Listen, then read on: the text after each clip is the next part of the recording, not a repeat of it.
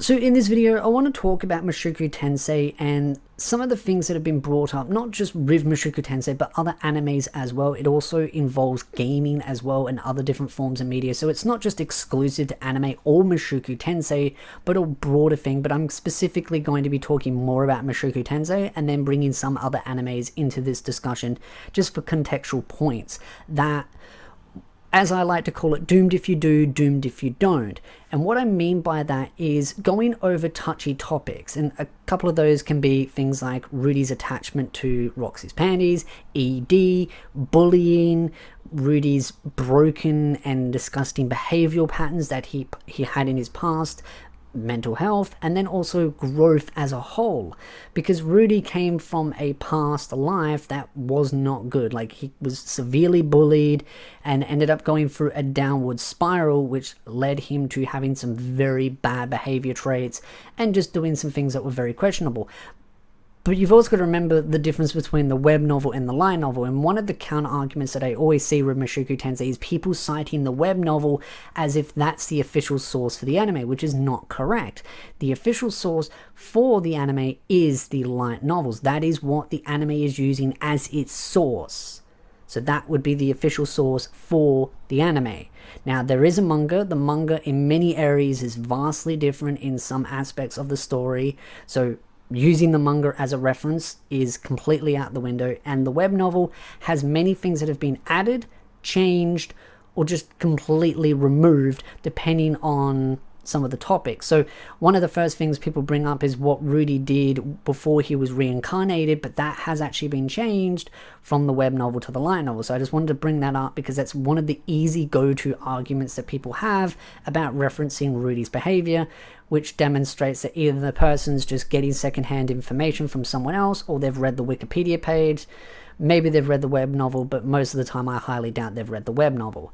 But Rudy's behavior is not good in his past either. He's definitely not a good person. He has a major amount of flaws. And when he gets reincarnated, a lot of those bad behavior traits follow through. And the whole point of the story is to see him grow and change and heal from those past traumas and be set boundaries of what is right and wrong, and him mature as an individual. And throughout season 2 we've been seeing that. But Rudy does have these other things going on in his life, like, for example, the ED, the dysfunction down below that is leading to him not getting it up, his one-eyed snake, or as some of people would like to know as the inside joke on the channel, the Pepe, or Pepe. But there's also the panties as well, Roxy's panties, that he latches onto as a holy relic. That's like his sort of safe keep to allow him to bring back thoughts about his past with Roxy and the teachings and those happy memories and those fond memories that he has with her, of her teaching him, taking him out into the world and allowing him to overcome one of his first major traumas. So he constantly latches onto that. And yes, he stole a pair. She knew about it. It's a little bit weird, but him holding on to it and using it as a safe keep, I don't see as a big problem as what some people have. And this is the problem about these kind of touchy topics. People sit there and say, oh, well, you can't have this, you can't have that, you can't have all these touchy topics in an anime. And people do this. And there's also content creators, might I add, there are actual AniTubers that complain about these very things and say that these things should not exist in anime. And then in the very next month or week or year later, they then make videos going, oh, well, all these shows are all the same. They're all just formulaic. They're all so boring. Why can't we have something different, unique, and interesting? But these are the very same people that sit there and say, we can't have this, that, and all the rest. And as soon as they draw the line and say, all these things you can't have, and the line constantly is moving and taking things into that category that should never be allowed. And Mushoku Tensei is not just the only anime. Goblin Slayer is another one with the first episode that had a scene that depicted some horrible things that happened to a girl to show just how deplorable and disgusting the goblins were. You've got Shield Hero going over some pretty heavy topics to do with false accusations. Overlord going over basically the idea of, imagine the main character is the villain of the story and all these other characters are also quite dark and evilish in their tones. And again, how you define evil is up to you in itself, but to me, how I've always interpreted is the story is showing that, hey, there's some pretty messed up stuff going on in this world. Let's see what happens when you put a person in this world that has characteristics built into their character that is not particularly great and goes off and massacres 150,000 people in a war zone. Slime also does that in season 2, where Rimuru gets pretty angry and does end up massacring a lot of soldiers. There are some interesting things that happen in different animes where people turn around and say, hey, this shouldn't exist, and then draw that line and then constantly add things to that list. And then the very next moment they make a video saying, oh, animes are just boring because they don't do anything different.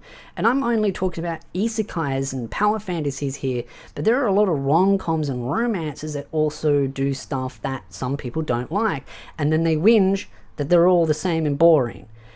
I mean, a fine example is some animes that have the romance started off from the beginning, like they're a couple right from the beginning, and people complain that it's so boring that every romance is the same because it takes 3 to 5 seasons for the couple to get together, and it'd be so nice if they just skipped to the garbage and got straight to being a couple and we got to see that. And then when an anime does it, guess what? People roll in and go, this is boring, I want to see what it's like when they try to get together, like the prequel to that story. It's like, this is the problem. You're doomed if you do, you're doomed if you don't. And Mushoku Tensei has been running into these issues from season 1 to season 2, where anything that is a little bit too touchy-goey, instantly people knee-jerk at it and don't like touchy subjects, either because they're too immature to handle mature topics, or they're trying to sort of appease to a group that's never really going to consume that media to begin with.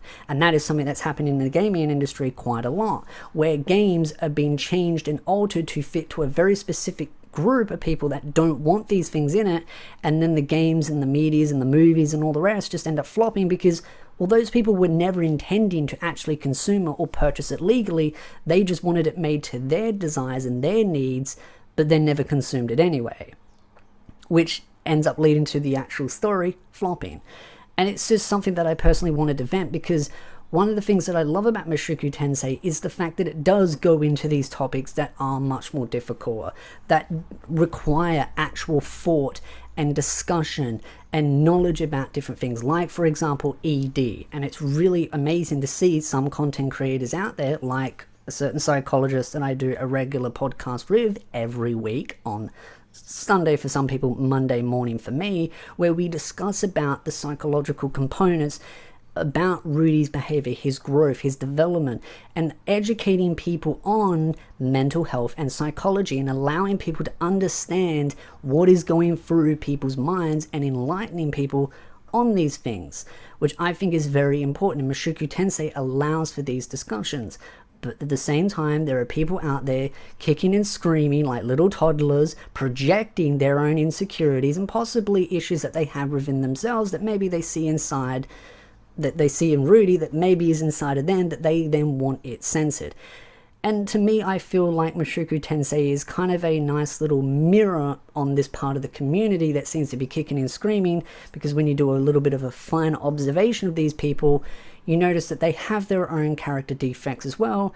They just don't want people to notice it because, well, their own group are very judgmental and not willing to be open-minded to discussing and helping each other grow and develop and become better people. And that's why I think animes like this are important and should stay from being censored or cut or pruned down, that all the stuff that should be important in these animes should be in there. So I'd love to know your thoughts in the comment section down below. Have you been enjoying Mushoku Tensei Season 2?